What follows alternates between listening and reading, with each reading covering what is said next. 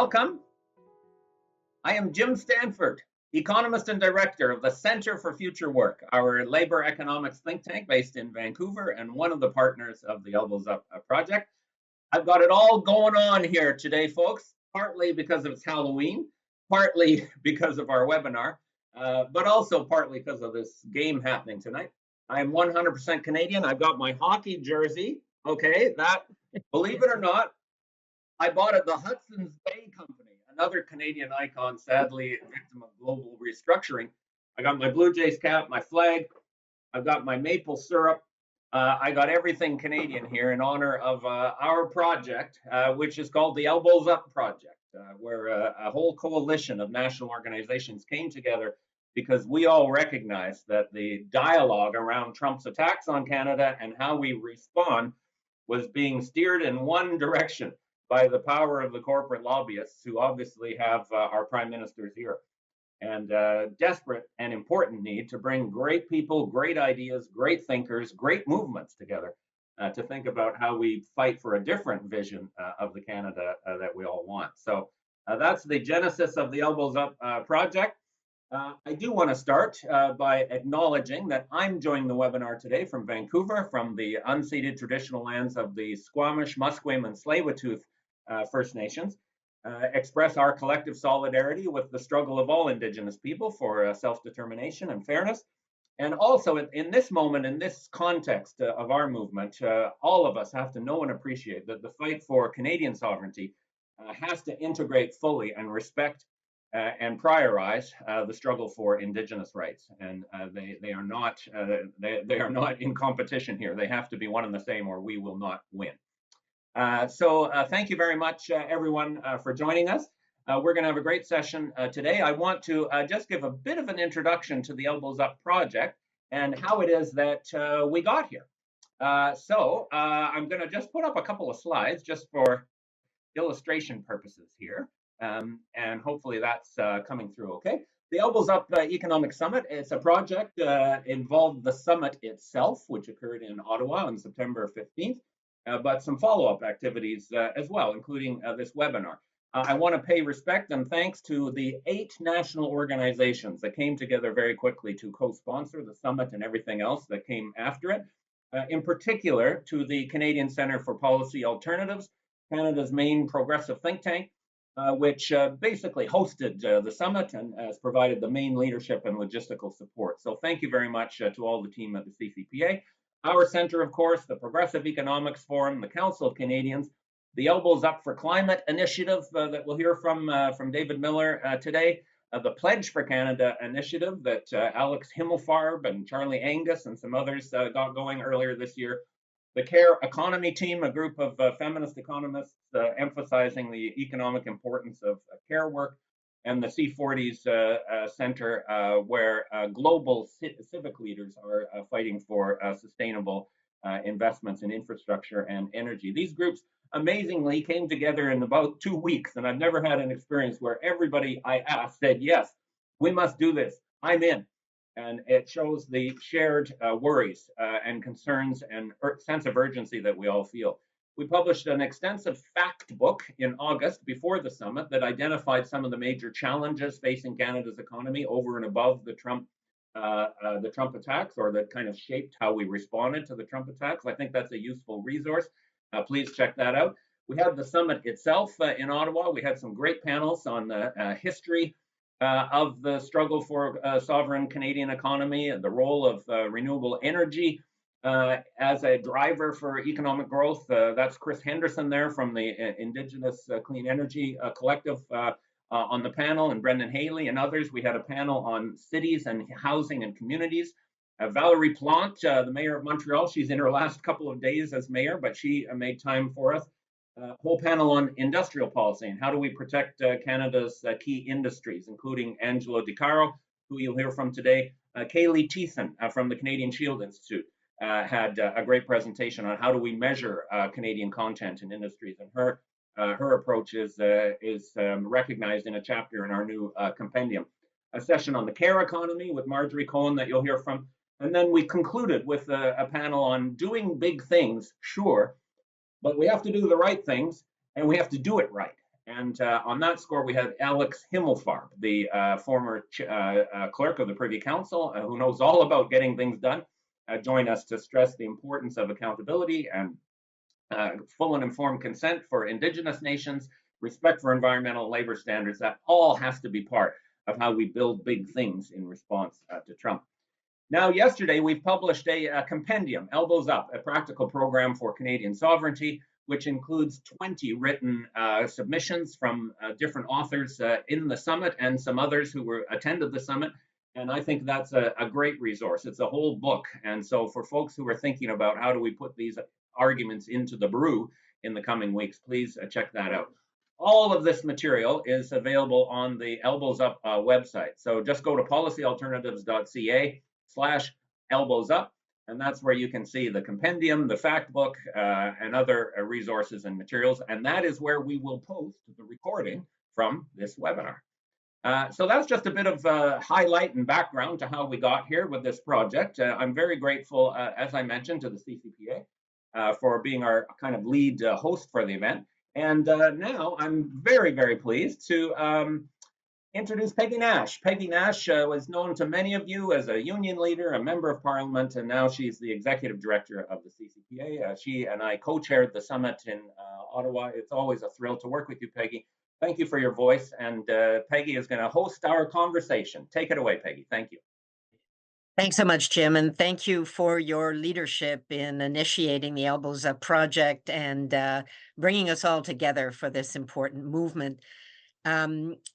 Just to add, I'm coming to you from Toronto, the Dish with One Spoon territory, home of the Mississaugas of the Credit, the Anishinaabe, the Haudenosaunee, and the Wendat peoples, and we're very grateful to be able to share this land. And sovereignty is a very important issue right now, especially at this key moment when our neighbor and the US president seems determined to extort the maximum from countries around the world. And as our next door neighbor and key trading partner, it seems that we are among the most vulnerable of actors in the current political moment we find ourselves. And our government, from abandoning electric vehicles to joining the Golden Dome to increasing defense spending, it makes us wonder, does Canada have its elbows up, or is it heads down? That's what we're going to discuss today. So let's find out what's happening and how do we keep our elbows up. Now, we are joined by three really excellent panelists today. I want to introduce each of them. First of all, Angelo De Caro. He's the research director for Unifor, which is Canada's largest private sector union.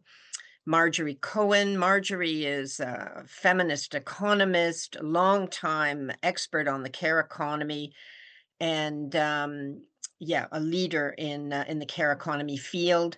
And David Miller, the managing director of C40, a global network of mayors of the world's leading cities working together to confront the climate crisis. So welcome to all three of you. And now I want to dive right into the discussion. I'm going to ask each of you a question about the challenges we're facing. And so this is your chance to tell us what the heck is going on. So first of all, Angelo, it seems that President Trump is determined to move Canadian industrial jobs to the US. We are, of course, facing high tariffs. We've seen the reaction of Stellantis breaking its deal with the Canadian workers and the Canadian government, the union, the move by GM and PACCAR. What's happening to Canada's advanced economy? Yes, well, thanks for the question, Peggy, and just appreciate the invitation and being here on this panel. I think you have heard our union talk in very dire terms about this situation right now, and as an existential threat to the not just the auto industry but the industrial economy. I think when Trump was first when he came into office and his inauguration, that period, and he spelled out his plans, which kind of took a lot of folks a bit off guard.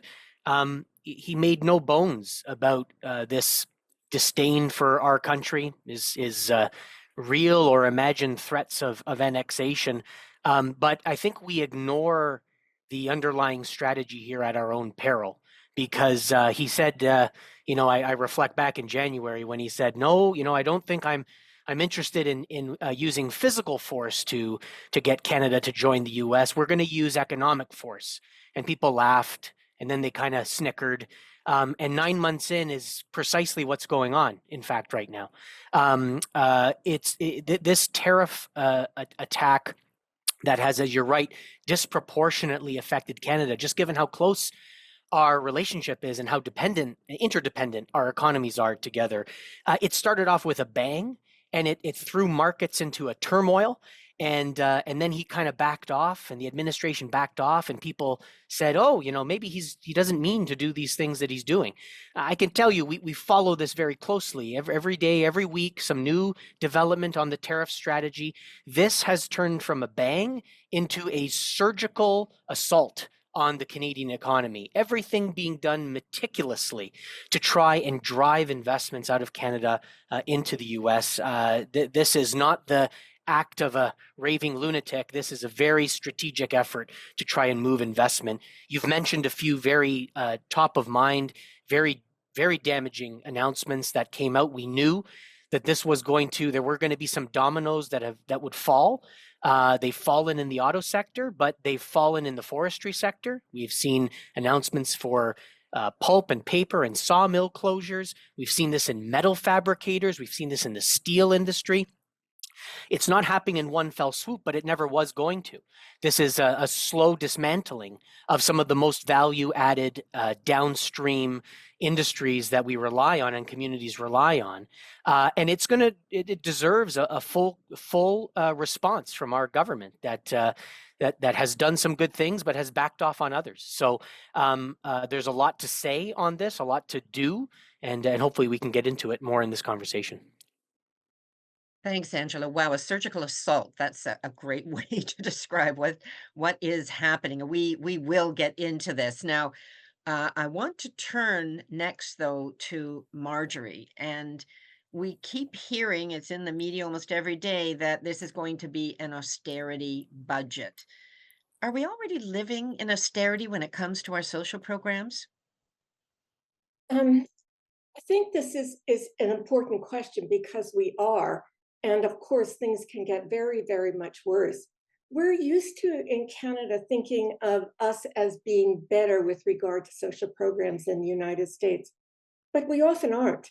And in fact, since the free trade agreement in Canada, we have consistently, except during COVID, we have consistently Canadian governments have spent less than the OECD average on social programs. And that always surprises everybody when we hear this. But we know that something is wrong when we see what is happening in our cities and to our people.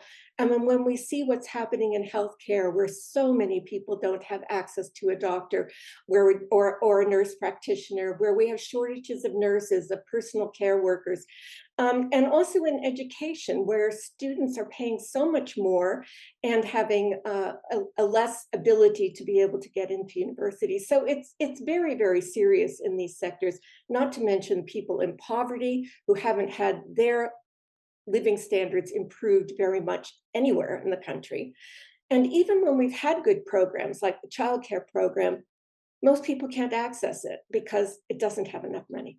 So these are fairly serious issues that needed to be addressed, and they somehow have been all pushed aside because of the response to Trump, as though these aren't an important part of the economy. And one thing my group, the Care Economy Group, has always stressed is this is not just something, the care economy is not just something that's paid for by the other sectors of the economy. This economy generates income in Canada. And in fact, it's bigger than any of our export sectors in terms of the generation of income, and also employs 21% of the people in the entire country. So when we have problems here, we have serious economic problems in addition to the delivery of social programs. Thank you, Marjorie. And yeah, anybody who's waited for many hours in an emergency waiting room certainly can echo some of these problems. And it's surprising. We think of ourselves as doing better than other countries. So interesting that it seems we're falling behind. Thank you for that. Now, David Miller, let me ask you, we've seen the cancellation of the carbon tax, the pullback on electric vehicles, and the push for new pipelines. While the country and even the world is burning, how bad is all this? It's extremely bad, Peggy, and I just want to add my thanks to you and Jim for organizing and supporting this effort. It's incredibly important at this moment of economic transformation for Canada that we think in the long run, not just in the next quarter. And in the long run, we need to seize this moment and ensure that Canada's economy is built in a way that respects the environmental challenges the world faces. And we saw that this summer. You know, if we were having this conversation 2 months ago, Canada would have been on fire literally from coast to coast to coast. You know, whoever thought they would see forest fires of the sort that we saw this summer in Newfoundland, for example? It is extremely shocking. Over 200 cities and towns were affected directly by the wildfires, and many more by accepting climate refugees from places that were no longer habitable for the short and sometimes the medium term. And you know, estimates suggest that the damages from these kinds of wildfires are extraordinary, are going to reach $100 billion a year, wildfires, floods, and other climate-related, in Canada by 2050. 100 billion, not 100 million. The good news, and it's often completely ignored, and I am baffled and shocked by the fact that we don't see more of our politicians speaking to the facts. And the facts are that if we think about building a green economy, particularly in our cities, we can have an enormous impact on jobs, meet our climate goals, and we have to do our share. It's a global problem. Canada, as a big petroleum producer, has to do its share. And a green economy based on thinking about how we build our urban areas and cities, in particular, where most Canadians live, can produce far more jobs than business as usual. And we know this from a study that our organization, C40 Cities, did in 2021 called The Case for an Urban, Green and Just Recovery in Canada. And simply put, it looked at jobs in clean energy, jobs in clean construction, energy retrofits in buildings, jobs in managing waste properly. And when you add all of these up, the economic impact is far stronger than an economy whose reliance is almost entirely, as it appears at the moment, on extracting more and more fossil fuels. Perhaps one of the reasons the government isn't listening to this kind of advice is who it's listening to. As Jim noted, I'm one of the members of Elbows Up for Climate, a coalition of well over 200 mayors and councillors across Canada who are speaking up for climate and the economy today. And our research shows that there have been over 600 meetings between oil and gas lobbyists and the federal government since January, 2 meetings a week alone with Minister Hodgson. And that's why this Elbows Up initiative is so important, because we need voices that speak to protecting our industry. As Angelo spoke, it's an extremely frightening moment, and building a recovery around a future-oriented economy that's not only possible, but will also help us build better places for people to live, healthier places, and have very significant positive outcomes on that side of the ledger as well. Much more to say, but I'll leave it there for now. Thanks very much, David. And what strikes me is, as much as our Prime Minister and ministers are getting all these lobbyists in one ear, that we have to be equally loud in the other ear to make our voices heard. I've got a few questions for you, but just a heads up for the Elbows Up participants that we will have time for a Q&A. If you want to submit your questions to the Q&A function of this webinar, we'll be getting to those shortly. But first of all, let me ask all of the panelists. You've all described the challenges faced in your area of focus. Are there commonalities amongst all the challenges you describe? Who'd like to jump in? I'd like to, Peggy. I wanted to pick up on something that Marjorie had said in her remarks. I think it's exactly right the way she's positioned our care economy, including our social programs, public programs that are widely accessible to Canadians, and understanding the economic power in and of itself in those public sector spaces. But it is also the case where we understand that there are interlinks between the private sector and the public sector. Yes, and she mentioned how you've got a robust industrial sector with among the highest rates of unionization in some of these very lucrative sectors like steel and automotive, the good wages that support communities and pay extraordinary amounts of taxes that kind of facilitate this virtuous circle. But it goes the other way. And I think this is the part where a lot of folks don't appreciate, is that when you have a robust and universal public sector, social programs, these become massive investment attraction measures for private sector companies to come in and say, yeah, we have to pay for all that stuff to go invest in the US or elsewhere. But in Canada, we can take that off our books. That's a social cost, and it drives new investment. We always look at this like these are counter forces working against one another. It shows that the way that we have to move forward is a much more holistic approach. I think right now at the front lines of this very concerning period is the threat of having a massive sucking of industrial jobs right out of Canada. We're watching it happen before our eyes. So I think this for us becomes a priority, but we've lost the thread if we're not making these connections still. This cannot be a period of austerity. Building Canada back up to build the auto sector or the steel sector is not about championing austerity. It's about doing both of these things. We have to understand it that way. Mm-hmm. Thanks. So you've talked about the care economy and the industrial economy, and I think the other connection is the green economy. And well, let me ask Marjorie, what's the connection between the care economy and the green economy? Well, I just want to echo what Angelo just said. This is incredibly important. I mean, our economies are integrated. All of the sectors are integrated and often hard to distinguish between one another.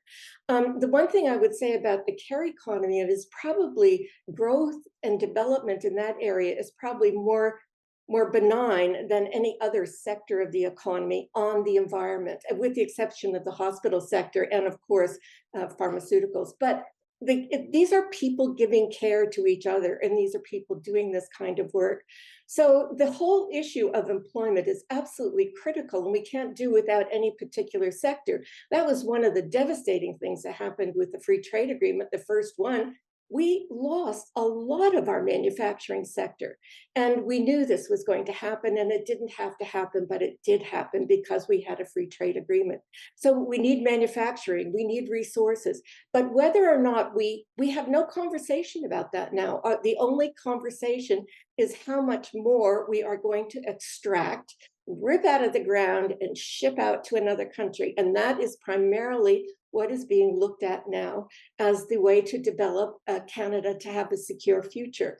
And this is, as I said, without conversation in this country about what we need. It would be so refreshing if we had an economy and a government that began with the question, what do people need and how should we shape the economy around that? And that, I think, is the way we should proceed. David, if I could just ask you, living in the shadow of the US and the impact of the US, how much choice does Canada actually have? It's clear that what the US wants is they want to import our industrial jobs, but they also want to extract raw materials from Canada. How do you think Canada should respond to that? Well, Peggy, I think that's the heart of the question. You know, as Angelo noted, the US has a deliberate strategy to steal our automobile industry, our steel industry, our aluminum industry, and then treat us as a resource producer, almost like a colony. And you know, I think we need to flip that on its head. We're a sovereign country. This isn't a moment like with the Avro Arrow when, you know, we should bow down to the US. We have to be proud of being Canadian. We really do have to have our elbows up. It's a great slogan, but how do we put life in that? And I think a couple of things. First of all, there's been a huge movement amongst Canadians to buy Canadian. We know all of that. And the studies early this year showed that there was a significant economic impact because Canadians were acting like Canadians, and as individuals, we had our elbows up. And I think the government needs to not only note that, behave much more that way. You know, we've seen prominent projects in Ontario go to Americans. Same thing that it's a small point, but it's symbolic. The airport in Victoria tendered its parking contract, and it was a small Canadian-owned company, and it went to an American multinational. Why are we allowing these things to happen? You know, elbows up to me means, at the very least, the governments ensure that they're following the lead of Canadians who are overwhelmingly buying Canadian. The second thing I think, and is Angelo's dead on about his point about the links. And if you think of this from an environmental perspective, the mayors in Elbows Up are calling for an east-west-north clean electric grid. They're calling for a national high-speed rail network. They're calling for building at least 2 million non-market energy-efficient homes. They're calling for a national retrofit strategy and a national resilience response and recovery strategy. If you think about each of those things through Angelo's framework, once you have a clean electricity grid, you're much more likely to be able to have a clean transportation grid by electrifying transport, particularly fleets and public transport. And with the right public policies, you can push Canadian steel, Canadian aluminum, Canadian manufacturing. And we did this when I was mayor of Toronto.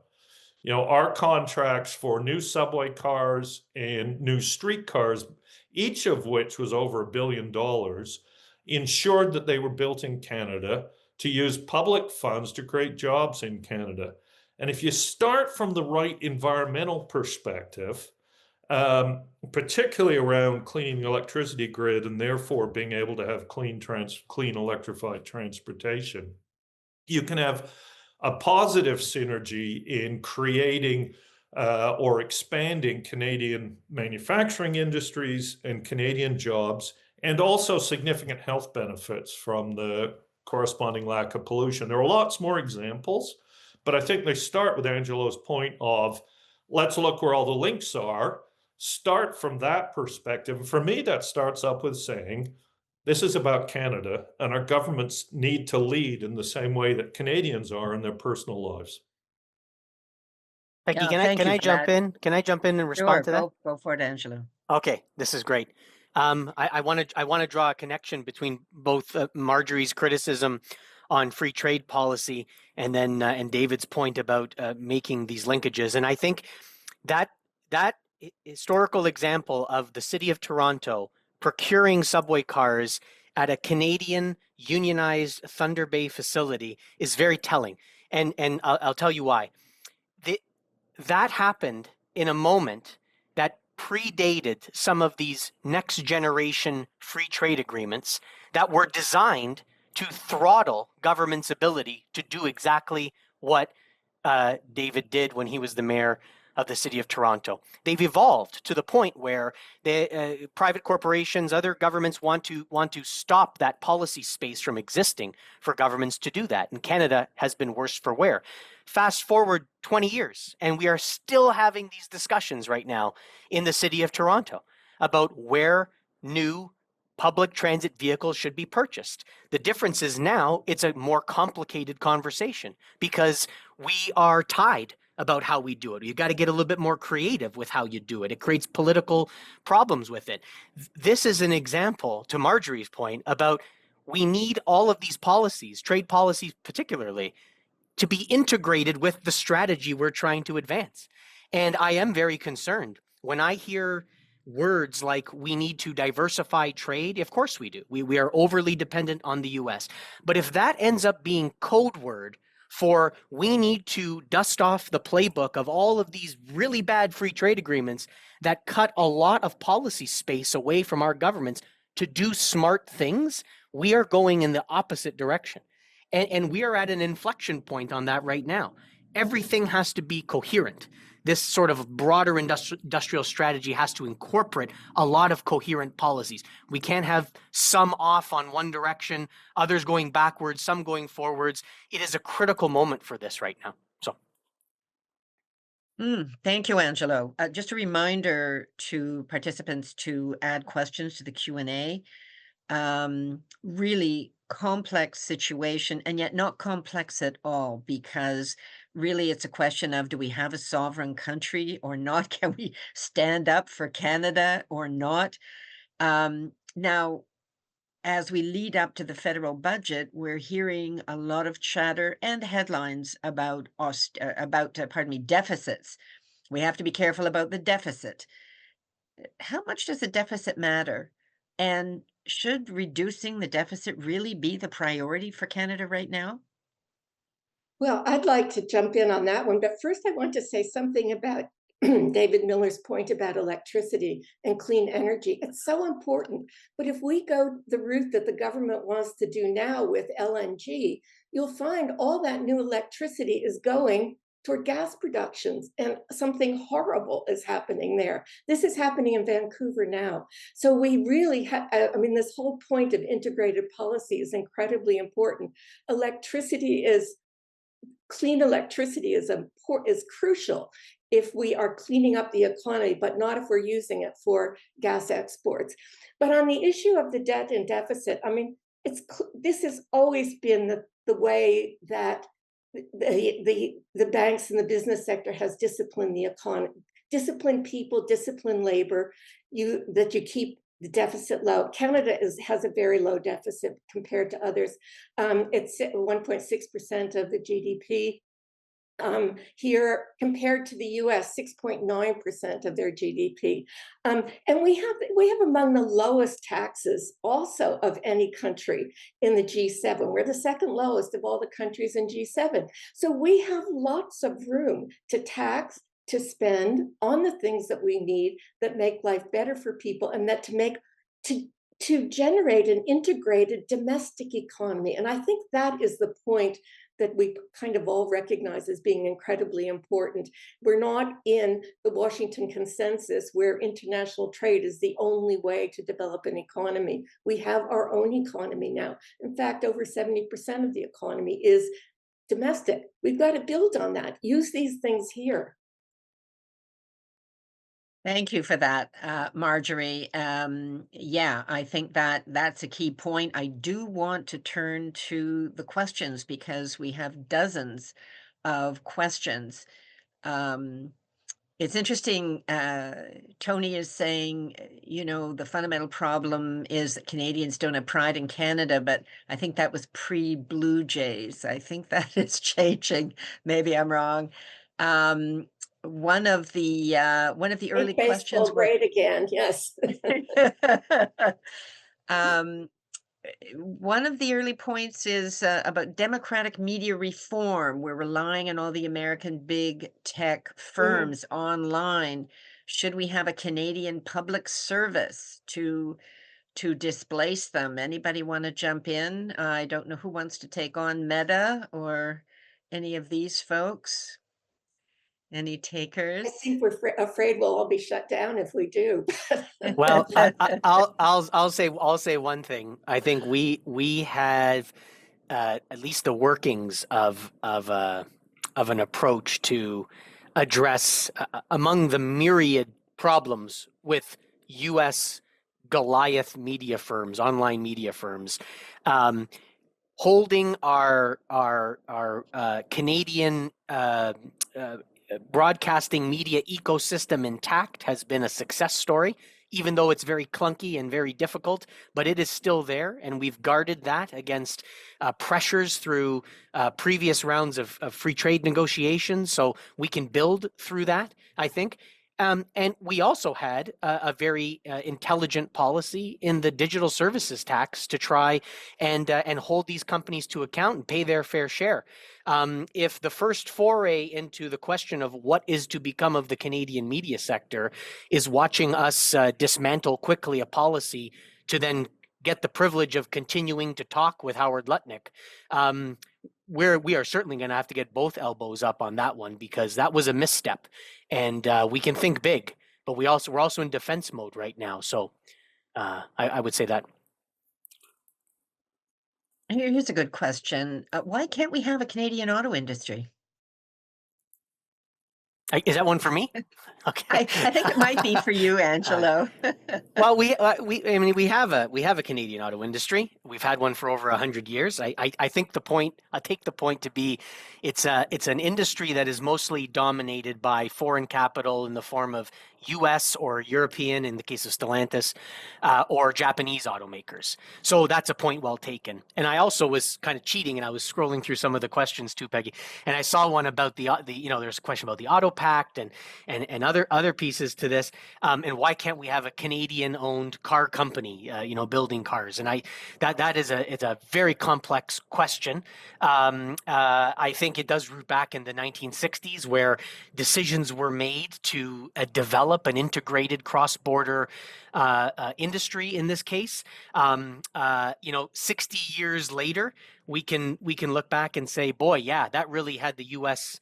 take advantage of our auto industry, and in hindsight, it puts us in a tough spot today.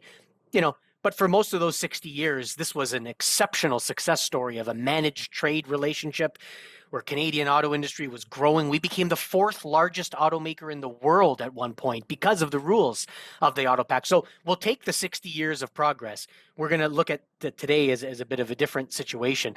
I think there's some creative things that we can do. I frankly think there is space within the larger automotive ecosystem to have government ownership and control over certain nodes of supply chains.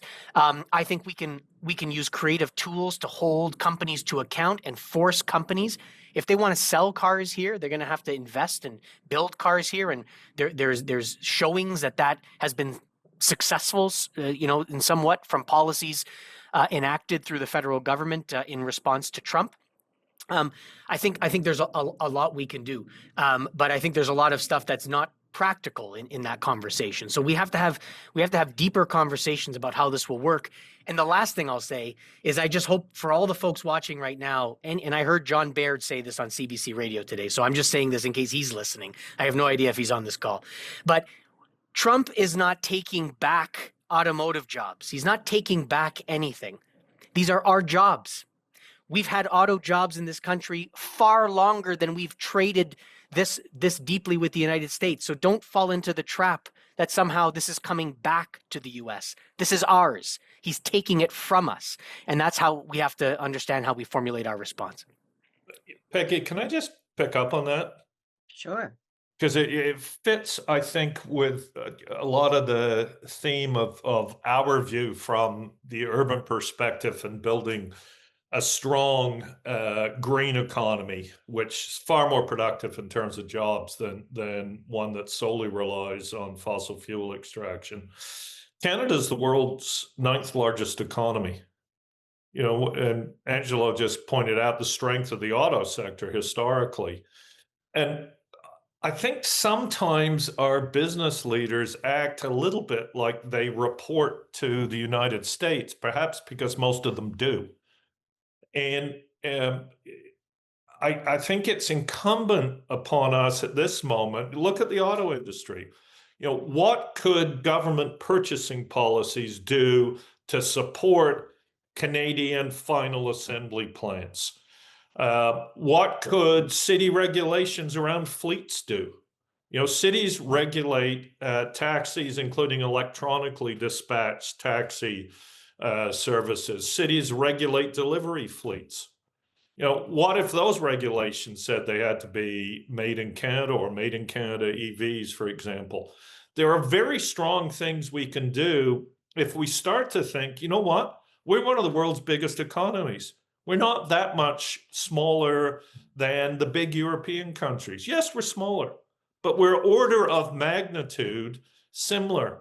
And too often, to me, decisions that come out nationally reflect the fact that so many of our businesses are ultimately owned by Americans, and really they should reflect the fact that we're not only a sovereign country, we're one with incredible resources physically. We have advanced manufacturing that's as good as anybody in the world. We have innovation. We have great universities. Toronto is the third largest IT center in North America. It's not like we're a backwater. And I think we need to think that way. And, one of the questions, I haven't seen them all, was about what can individuals do? Well, I think one of the things we can do is start saying to our elected officials, grow a backbone, or maybe grow an elbow. Thanks, David. So many great questions. We're not going to get to all of them. There's a couple of questions about taxation, about tax havens, and about corporate taxes. Is there a role for higher taxation in all of this? Does it make any difference? Can we steer economic development, procurement, for example, through tax policy? Is there a role for tax policy in all of this?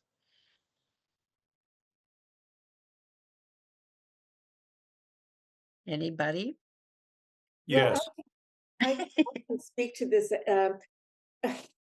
They're obviously Canada under tax. I mean, there are all sorts of things that we didn't do. We didn't have a digital services tax. We pulled back on increasing, corporate taxes. We do this all the time. In fact, we used to have, a large number of income tax brackets, and we've narrowed them down to 4. I mean, it's really sad, and that does affect what we can do or what people think we can do in the economy. Of course, there is room to tax. As I said, we're the second lowest tax of the G7. So we could do this, and our taxes have gotten lower and lower over time. So, it's really too bad, because it gives that impression then that governments are not free to act because they will increase the debt and deficit. So there are solutions there. Okay, thank you. We have a great question about, why are oil and gas lobbyists so prevalent? Why does government listen to them so much? David, that sounds like one for you.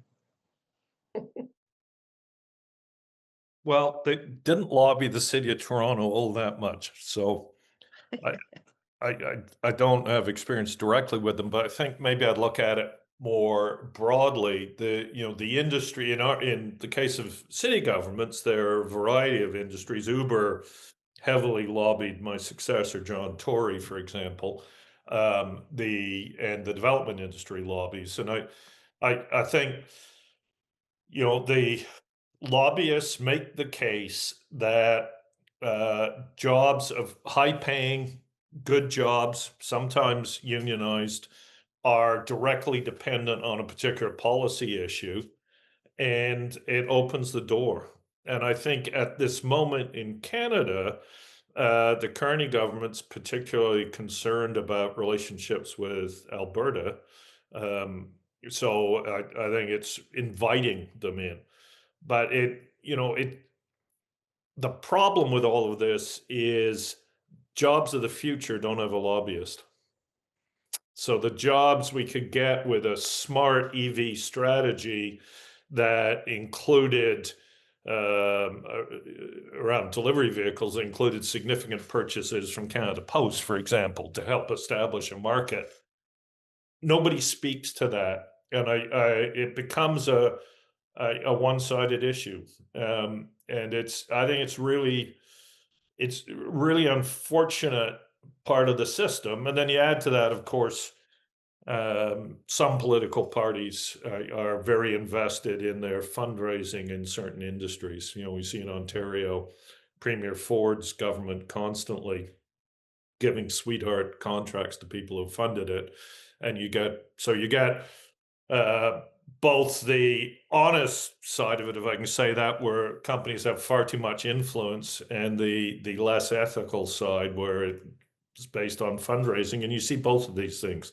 And it's really worrying, because who's going to speak up for what we need a decade from now, in 20 years from now? And it's the importance of this initiative, because this is one place where people can speak up and say, these are the kinds of policies, when you knit them all together, that produce a really strong economy in the future that cares for people and the planet and builds great places for people to live. And you certainly won't hear that from a single industry lobbyist, no matter how well-intentioned. Sounds like we need more young voices to catch the ear of the government, and I hope there's some young people on the call. It's hard to say, there are so many joining us today. We have a couple of questions about defense spending. What do we think about defense spending? And a question, is the Golden Dome a real thing? Anybody on defense? I'll no, go ahead, Marjorie. Sorry. No, go ahead, Angela. I'll make a quick point. Yeah, I think there's a. I do not want to come across as the defender of Trump's Golden Dome thing here, so I'm going to be careful what I say. The defense industry and defense spending, I think, is not a monolithic thing. It is very multidimensional, and there are aspects of that, and possible, if done in a strategic way, in a high performance way, of national procurement, national development. We have a world-leading aerospace industry that mostly relies on global defense spending contracts, and it is not doing so well. And so the opportunities within an industrial strategy framework to say, if we are going to invest in defense, we're going to invest in Canadian technology, Canadian innovation, Canadian manufacturing, and aerospace. I think there are opportunities there. At the same time, there is a gigantic trapdoor underneath that whole conversation. And this goes to questions raised earlier, about the role of Canada. Our willingness to simply follow the path of a U.S. imperial, our role within an imperial relationship with the United States. We're probably going to have to say no to a bunch of things, and really understand where this fits. But my only comment to this part of the conversation is understanding this in a much more multidimensional way, not just monolithic. Okay, thanks. We have a kind of a broader democratic question. Do we need to change our democratic structure? Do we need democratic reform? I tend to think about changing the first past the post to a PR system, but I'm not sure exactly what the questioner was asking. But if you ask a lot of people, did you vote to lose all these jobs? Did you vote to make our emergency care as bad as it can be in some communities? People say, no, hell, I didn't vote for that. Is there a democratic reform that could help us actually vote for what we want and get it? Well, I think this is a good example, what's happening now, of people not having a decision about the future of the country. This is just being decided in probably successive budgets, national budgets, of the government national budgets. It wasn't voted on during the election. These things weren't part of the conversation. So this is not democratic. But I think there are other ways in which we don't see democracy, and particularly in the way cities are run. I mean, this is a travesty that these are always a creature of the provincial government, and the provincial government has the wrong kind of attitude toward what the city government wants to do. The people have no recourse. They have to follow it. And of course, we're seeing this very dramatically in Toronto with Doug Ford, and just ripping up bike lanes, and just all kinds of things that have been put out to make people's lives safer, and to make them cleaner, and so on and so forth. These annoy him. So I think there has to be a democratic way in which cities are run, and this has been talked about for a very, very, very long time. Probably every mayor who's ever run a city who's been elected wants something like that. But there are lots of ways in which we stop talking about democracy because these overwhelming things like the international trade agreements seem so all-encompassing, and so we don't think of it that. These international trade agreements are not democratic either. Peggy, can I just jump in there quickly? As a former mayor, of course you may. So I also want to say something about the military, but I do think, first of all, whatever this budget is, it can't pass without Parliament. So I think we should all remember that whatever Mr. Carney proposes, he has a minority, and at this moment, that does give some other voices a place at the table. Personally, I think if you look at city governments, they tend to be much more responsive to residents, and I think that implies first past the post. I don't think we're going to get anywhere with that discussion at this moment in time, but it's been a popular election promised in the past. And just on the city governments, the four justices of the Supreme Court found in the Toronto versus Ontario case about the Toronto election that cities should have a special status in Canada. So it's not completely lost. One more, that argument would have won. And if we just quickly say on defense, I thought the fact that the first move on defense was giving a raise to soldiers was the right thing to do. I think that was a good thing to do. And from a very practical level, when they're stationed here in Canada, that money goes into local communities. So, it benefits our local economy. And I do think Angelo's right to think about aerospace. We're a world aerospace leader. Why we invest billions in American aerospace for our military, I think, is a very open question.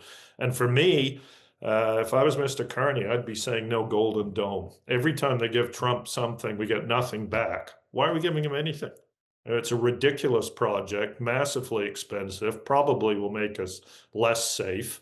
And it's really a job creation project for American defense industries. Why would we help them with that at this moment when they're stealing our industries blatantly and telling us they're doing it? I have one last question from the group, and I apologize. There are so many wonderful questions. Shalom is asking, is there any legal recourse against the tariffs? And that might be a question for Angelo. Sure. There's always legal avenues to explore. I think, again, on that question, we have to understand, too, that the tariffs are not monolithic. That's one. We spend a lot of time explaining this to folks. There's multi-layers of different tariffs using different authorities, legislative authorities, being used in different abusive ways by the executive branch of the U.S. government. And the one which we refer to as IEEPA, and for the uninitiated on that, those are the tariffs that have to do with the alleged fentanyl crisis crossing the border, the first set of tariffs that Trump put on Canada and also Mexico and also China. And those have been challenged in court, and those are wending their way through the U.S. legal system. They've landed at the Supreme Court, and they're being discussed as we speak. and we expect a decision from the Supreme Court on this within weeks. Of course, if it's resolved in the favor of eliminating the tariffs, then that will be one set of tariffs that will go away for a temporary bit of time, but we've got other tariff problems, in place, and we're already getting word that the U.S. has plans B, C, D, E, and F on if that happens. There are other authorities they can invoke tariffs on. So I am hopeful that these legal cases will disrupt the Trump administration from imposing these tariffs, especially on us.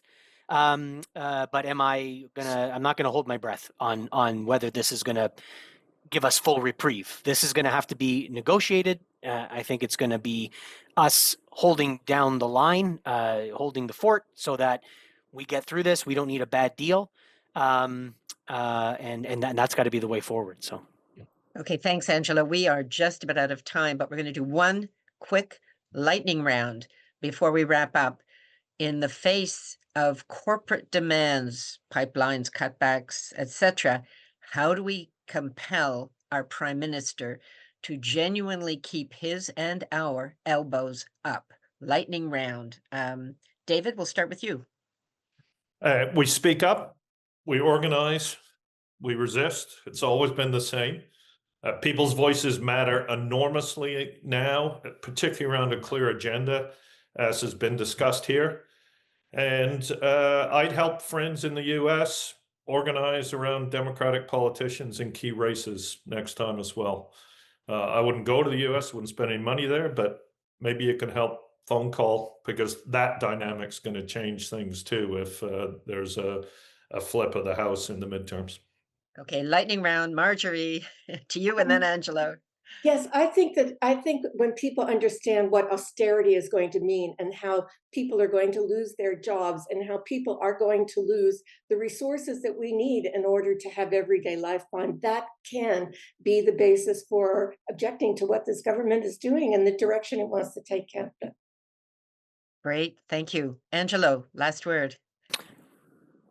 I think we don't need to build any campaign in this regard for the industrial sector, because in the last 15 days, the Prime Minister is seeing the firsthand what this is going to look like as dominoes fall, plants close, production moves overseas. There will be a groundswell of very, very concerned and angry working people who will make sure that he understands how he's got to keep his elbows up. That's for sure. Okay, great. Thank you. Jim, for closing remarks, over to you. Hi, thanks so much, Peggy. I'm so grateful to you and to all of the panelists. So grateful to the contributors to the summit itself last month in Ottawa. So grateful to the contributors to the compendium that was published yesterday. So grateful to the partnering organizations that came together to help sponsor this, including first and foremost the CCPA. Peggy, you and your team did a fabulous job hosting, and the logistics and the publishing and the website. We couldn't have done that without you. Thanks to the hundreds of people who joined, several hundreds of people who joined our webinar today, for taking the time to join us, to join the conversation and fight for a better Canadian economy. I do want to encourage people to have a look at that compendium. It's got some very serious, very fulsome contributions from people at the summit and other organizations, which makes it very, very clear that it's absolutely feasible, it's absolutely possible, it's absolutely fiscally viable for Canada to build an economy that is sovereign and sustainable and inclusive, all the values that make us care about a Canadian economy. So please check out the compendium on the website, policyalternatives.ca/elbowsup. You'll see the compendium, all the other resources, and you'll see a recording of this webinar as soon as we get it up in the coming days. We all have a sense of urgency, a shared sense of urgency, which is how everyone could come together around this project so quickly. The need to make sure that the discourse around Elbows Up doesn't go off on a right-wing corporate austerity, fossil fuel doubling down direction, but instead focuses on the Canada that we want to build. So Halloween, Elbows Up, Blue Jays tonight. Thank you very much all for joining us. And watch that website for more details on where we go next. Thank you again.